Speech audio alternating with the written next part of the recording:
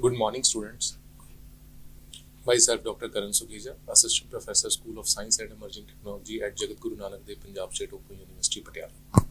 Our today topic is token in C language.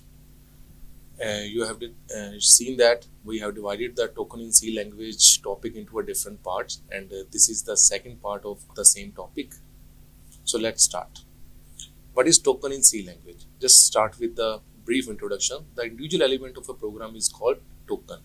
किसी भी C program में या किसी भी लैंग्वेज के प्रोग्राम के इंस्ट्रक्शंस में जो स्मॉलेस्ट यूनिट ऑफ प्रो होते हैं उनको हम टोकन्स कहते हैं. It can be in any form. Keywords, identifiers, constants, operators, strings, special characters, all are the categories of token. It's are have a 6 types of tokens are there.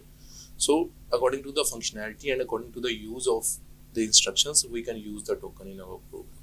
So in the previous part 1 window, the keywords and identifiers were discussed. In this window, we can start with the constant section. What are the constants? What are the types of constant, or what are the tokens category of constants in a tokens? So what are the constant in a C language? As is the terms and a syntactically form decide what is constant. Constant is the term which cannot be changed, or it can be a fixed. A constant is basically a named memory location in a program that hold a single value throughout the execution of that program. It can be any data type, character, string, floating point, and the constant is a value or variable that cannot be changed in a program. So that is the basic introduction of a program. So the value that cannot be changed throughout the program execution of the program is called constant. जो भी कोई ऐसी value वो किसी variable की form में हो या एग्जैक्ट कांस्टेंट की फॉर्म में हो, तो जो जिसकी value throughout the program same रहती है और उसको कभी चेंज नहीं किया जाता, उसको हम कांस्टेंट से डिफाइन करते हैं. That is terms at a constant. It can be in two ways the constant of C program in define. तो सी में हम कांस्टेंट को डिफाइन करने के लिए दो वेज का यूज करते हैं. The first way is using the const keyword. As we described in the keyword section that what are the keywords? Keywords are the reserved word that have a predefined functions also. हर किसी keyword के corresponding कोई ना कोई function define है. Similarly the const CONST is a keyword of a C language. This keyword is used to define a constant in any program. अगर हम किसी भी प्रोग्राम में कोई वेरिएबल डिफाइन करते हैं या कोई चीज जिसका आइडेंटिफायर डिसाइड करते हैं, जिसकी कोई वैल्यू होती है, अगर हम चाहते हैं अभी उस कांस्टेंट की इस वैल्यू को फिक्स कर दिया जाए throughout the program so that कि उसकी कभी वैल्यू चेंज ना हो पाए, तो हम उस कांस्टेंट को, उस वेरिएबल की वैल्यू को हम कांस्टेंट के कीवर्ड के थ्रू कांस्टेंट डिफाइन कर देते हैं. This is the syntax.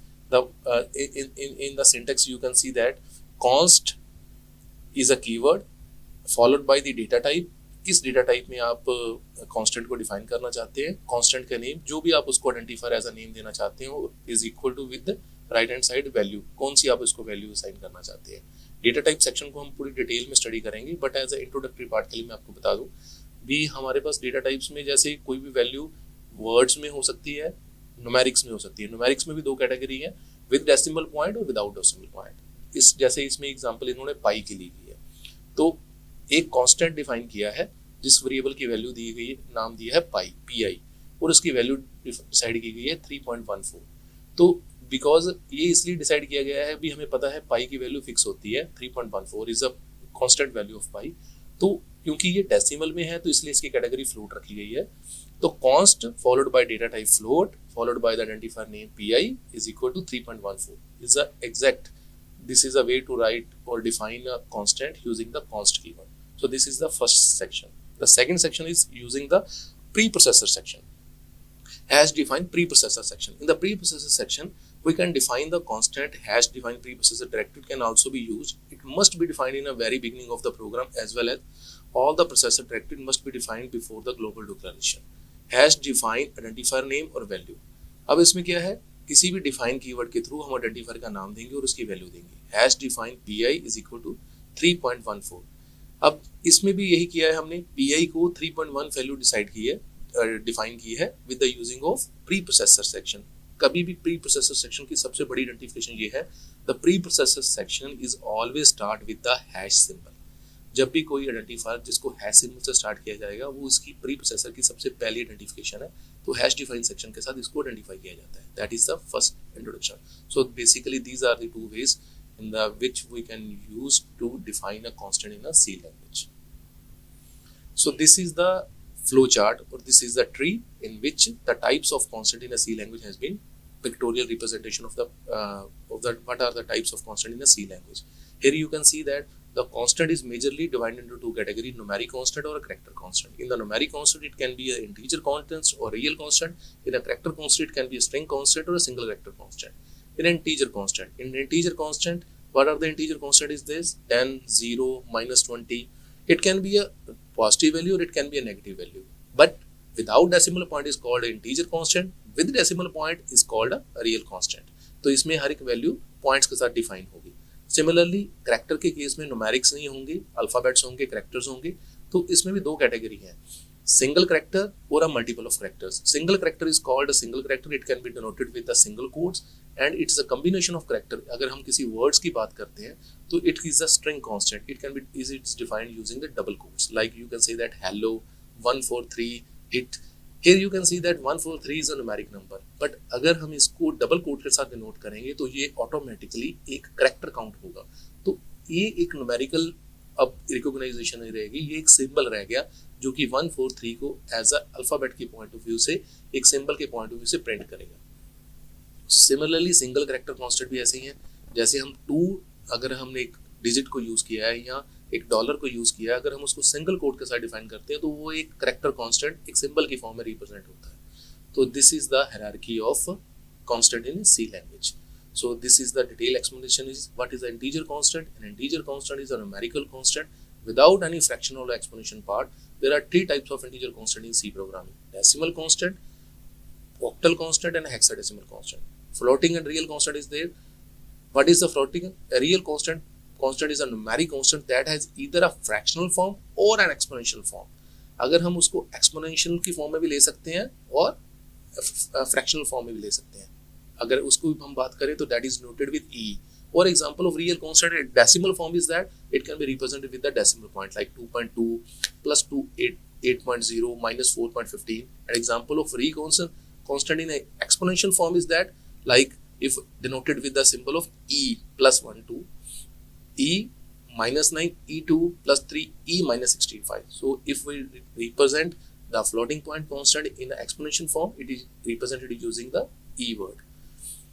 Similarly, the constant keywords are a symbol that are enclosed in a single quotes. The maximum length of character constant is a one character only. Example b 5 plus all the symbols that can be used in a single quote is considered as a character constant.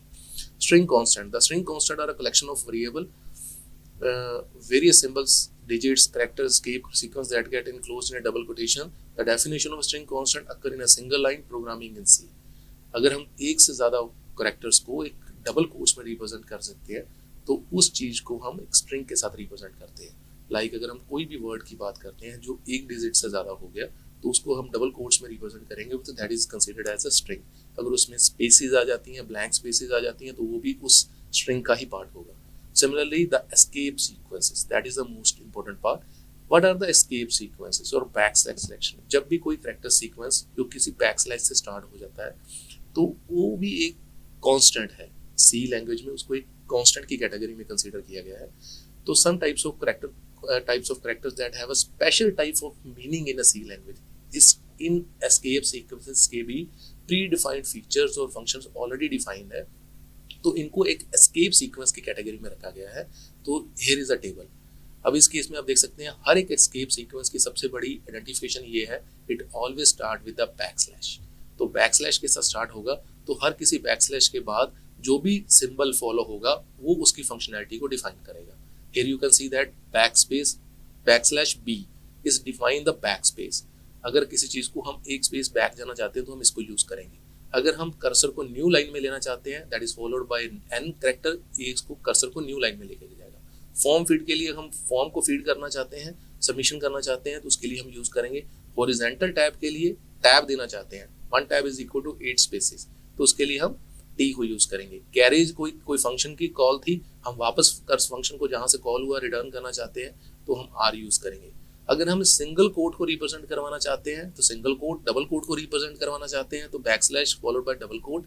Similarly vertical tab है तो vertical tab में भी वही है, horizontal की बजाय vertical 8 spaces lines shift हो जाएंगे नीचे को, टॉप टू बॉटम।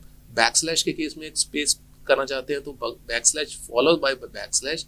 और अगर हम कोई बीप को, जैसे एक ऑडियो को प्ले करना चाहते हैं किसी सेक्शन में, तो हम उस followed by the A symbol, it gives the alert in a form of bell.